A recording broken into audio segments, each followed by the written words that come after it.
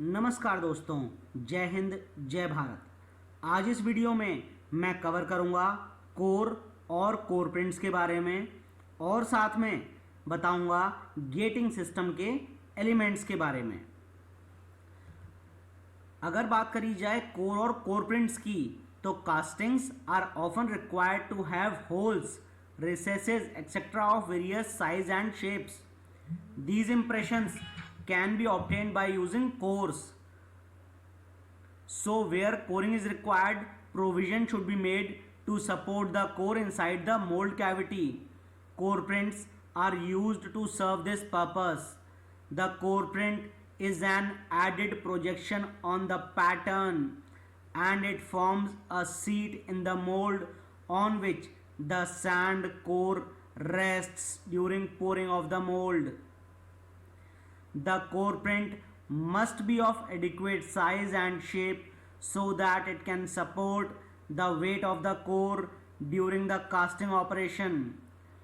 Depending on the requirement, a core can be placed horizontal, vertical and can be hanged inside the mold cavity. इसका मतलब castings में कई बार different shape और size के holes या recesses की requirement होती है। इन होल्स या रिसेसेस के लिए कोर्स का उपयोग किया जाता है। जहां कहीं भी कोर को रखा जाता है उसके लिए मोल्ड में कैविटी दी जाती है जिससे कि कोर को वहां आसानी से रखा जा सके। तो कोर प्रिंट्स कोर को रखने के लिए इस्तेमाल होते हैं। कोर प्रिंट्स एक्स्ट्रा प्रोजेक्शंस होते हैं पैटर्न में जो कि मोल्ड में कोर के लिए जगह बनाते हैं और कोर उन कैविटी में रखा जाता है। कोर प्रिंट सफिशिएंट साइज और शेप के होने चाहिए जिससे कोर का वजन वो झेल सकें। कोर हॉरिजॉन्टल, वर्टिकल या फिर हैंगिंग टाइप का भी हो सकता है। अब अगर इसको एक डायग्राम द्वारा समझा जाए तो ये एक डंबल मान लेते हैं कास्टिंग द्वारा बनाना है और इसमें बीच में ये जोन हॉलो रखना है। तो यहां पर हॉलो रखने के लिए कोर का इस्तेमाल किया जाएगा और इस कोर को कास्टिंग के दौरान मोल्ड में रखने के लिए कोर प्रिंट की रिक्वायरमेंट होती है। कोर हॉरिजॉन्टल हो सकता है, वर्टिकल हो सकता है, ड्रॉप कोर हो सकता है या फिर बैलेंस्ड कोर हो सकता है। अब अगर बात की जाए गेटिंग सिस्टम की, तो the term gating system refers to all the passageways through which the molten metal passes to enter the mold cavity. The gating system is composed of pouring basin, sprue, runner, gates and risers. यानी कि पिघली हुई धातु mould cavity में पहुंचने तक के लिए जो जो रास्ता अपनाती है उस पूरे रास्ते को गेटिंग सिस्टम कहा जाता है। गेटिंग सिस्टम में होता है पोरिंग कप या pouring basin, sprue, runner, gate और राइजर।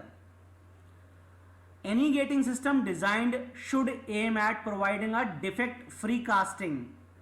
किसी भी गेटिंग सिस्टम का पहला एम होता है डिफेक्ट फ्री कास्टिंग पाना। This can be achieved by considering following requirements. A gating system should avoid sudden or right angle changes in direction. A gating system should fill the mold cavity before freezing. The metal should flow smoothly into the mold without any turbulence. A turbulence metal flow tends to form dross in the mold. Unwanted materials such as slag, dross and other mold materials should not be allowed to enter the mold cavity. The metal entry into the mold cavity should be properly controlled in such a way that aspiration of the atmospheric air is prevented. A proper thermal gradient should be maintained so that the casting is cooled without any shrinkage, cavities or distortions. Metal flow should be maintained in such a way that no gating or mold erosion takes place. The gating system should ensure that enough molten metal reaches the mold cavity. It should be economical and easy to implement and remove after casting solidification. यानी कि अगर defect free casting पानी है तो उसके लिए following requirements हैं. Getting system में सडन डायरेक्शन में चेंज नहीं होना चाहिए और ना ही राइट एंगल पे कुछ चेंज होना चाहिए. गेटिंग सिस्टम का डिजाइन ऐसा होना चाहिए कि पिघली हुई धातु मोल्ड कैविटी को पूरे तरीके से भर दे जमने से पहले. मेटल जो पिघला हुआ है वो स्मूथली मोल्ड में बिना किसी टर्बुलेंस के जा सके, क्योंकि अगर मेटल के फ्लो में टर्बुलेंस हुई तो ड्रॉस बन जाता है मोल्ड में. गेटिंग सिस्टम ऐसा भी होना चाहिए जैसे कि स्लैग, ड्रॉस या other moulding material mould cavity के अंदर ना घुस सकें. मोल्ड कैविटी में जो पिघली हुई धातु है जब वो डाली जाए तो उस वक्त एटमॉस्फेरिक एयर का एस्पिरेशन रोका जा सके.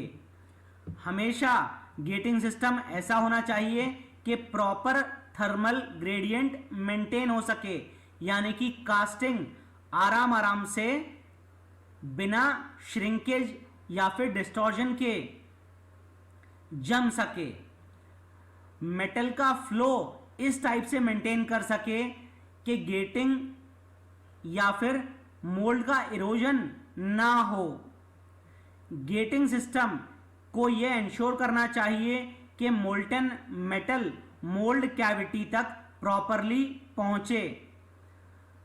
गेटिंग सिस्टम इकोनॉमिकल होना चाहिए और आसानी से इंप्लीमेंट होने वाला होना चाहिए और कास्टिंग को जमने के बाद आराम से जिसको निकाला जा सके.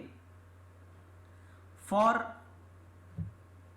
proper functioning of the gating system, the following factors need to be controlled. Type of pouring equipment such as ladles, pouring basin, etc. Temperature, fluidity of molten metal, rate of liquid metal pouring, type and size of sprue, type and size of runner, size, number and location of gates connecting runner and casting, position of mold during pouring and solidification. Getting system के proper functioning के लिए नीचे दी हुई factors पे ध्यान देना पड़ता है, जैसे कि पोरिंग इक्विपमेंट किस प्रकार का इस्तेमाल होने वाला है, मोल्टन मेटल का तापमान या फिर उसकी फ्लूइडिटी कैसी है,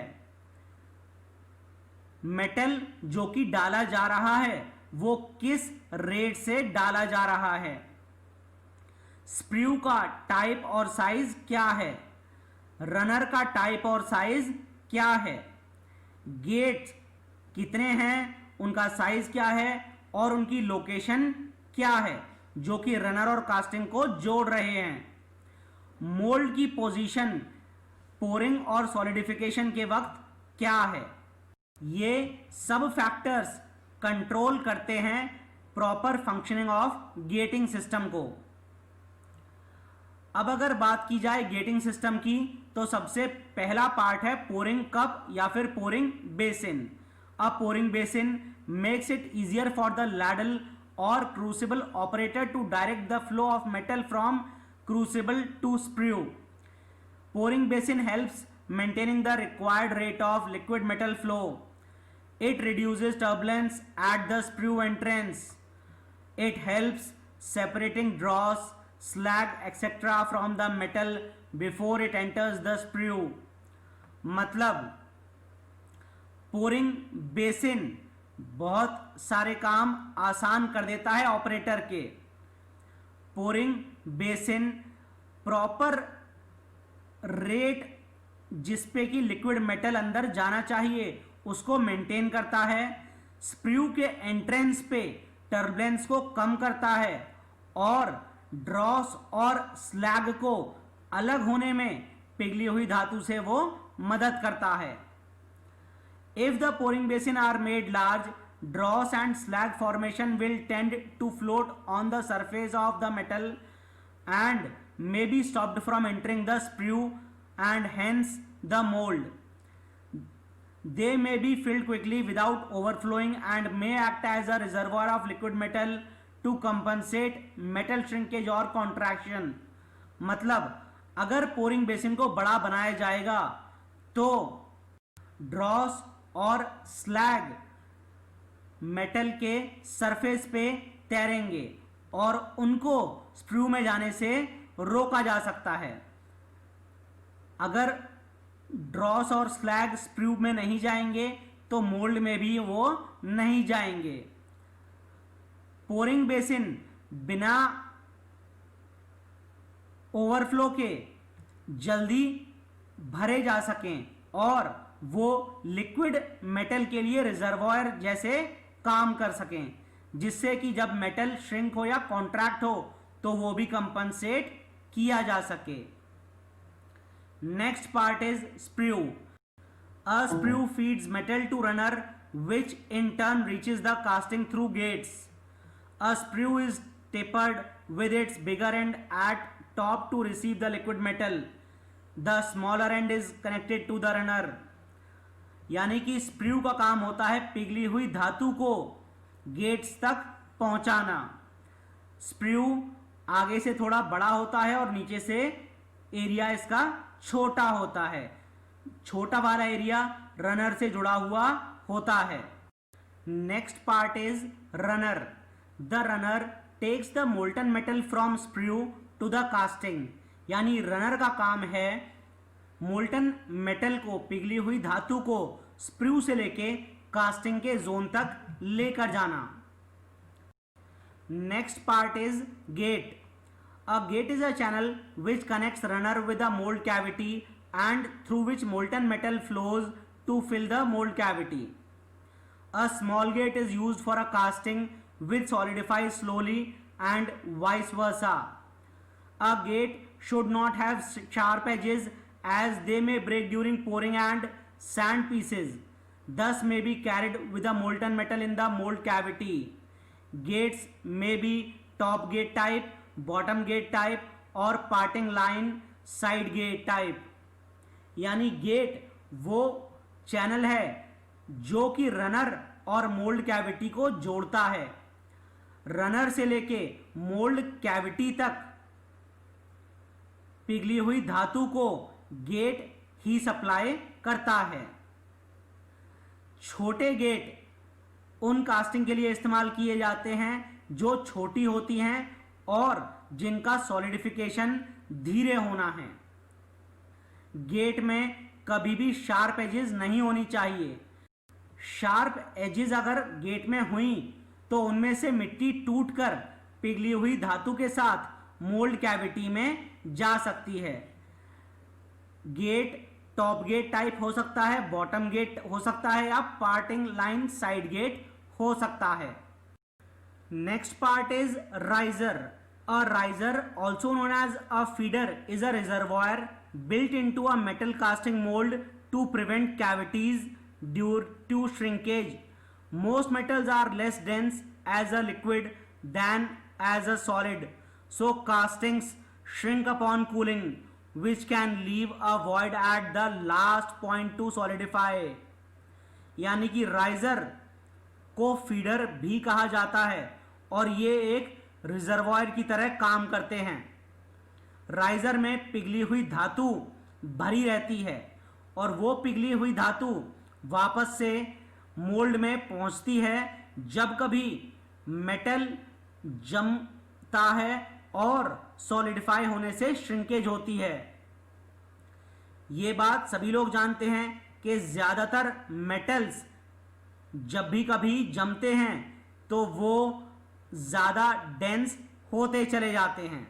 उनकी वजह से उनकी वॉल्यूम श्रिंक होती है और उस श्रिंक हुई वॉल्यूम को कंपनसेट करने के लिए राइजर में से पिघली हुई धातु मोल्ड की तरफ जाती है। यानी कि राइजर का काम है पिघली हुई धातु को वापस मोल्ड तक पहुंचाना जब ज़रूरत पड़े तब। आज इस वीडियो में बस इतना ही। जय हिंद, जय भारत।